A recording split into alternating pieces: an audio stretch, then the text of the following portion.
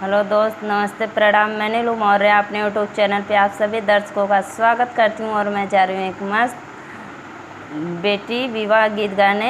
आप लोग को ज़रूर पसंद आएगा दोस्त। मेरे वीडियो को लाइक सब्सक्राइब करना और वीडियो को फुल वॉच करके देखना दोस्त, तब इस विवाह गीत का आप लोग आनंद ले पाएंगे। और प्लीज़ आप लोग से मेरा रिक्वेस्ट है कि मेरा ज़्यादा से ज़्यादा सपोर्ट करें दोस्त। राधे राधे, जय माता जी।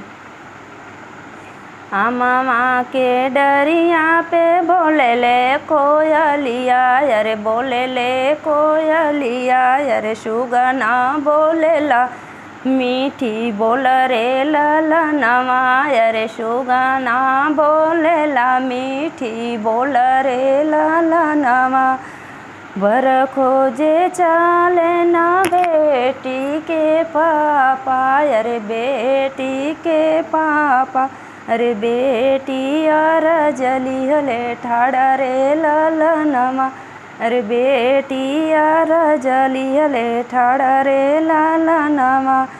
हमहू के पापा ऐसन बर खोजिया, अरे ऐसन बर खोजिया, अरे जैसन सीता के राम रे ललनमा, अरे जैसन सीता के राम रे ललनमा। ऐसा खोजत खोजत बेटी हम थकी गईली, अरे हम थकी गईली, अरे वैसन बर खोजे तो हर चाचा रे ललनमा, अरे वैसन बर खोजे तो हर चाचा रे ललनमा। मामा के डरिया पे बोले ले कोयलिया, अरे बोले ले कोयलिया, अरे सुगना बोलेला मीठी बोल रे ललनवा, अरे सुगना बोलेला मीठी बोल रे ललनवा। हमहू बर खोजे चाले ना बेटी का चाचा, अरे बेटी का चाचा, अरे बेटी यार जली हले ठाड़ा रे ललनवा, अरे बेटी यार जली हले ठाड़ा रे ललनवा।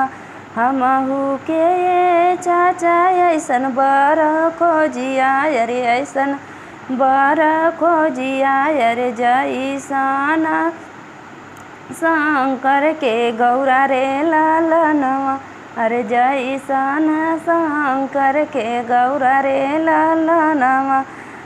खोजत खोजत बेटी हम थकी गईली, अरे हम थकी गईली, अरे वैसन बर खोजे तो हर भैया रे ललनवा, अरे वैसन बर खोजे तो हर भैया रे ललनवा।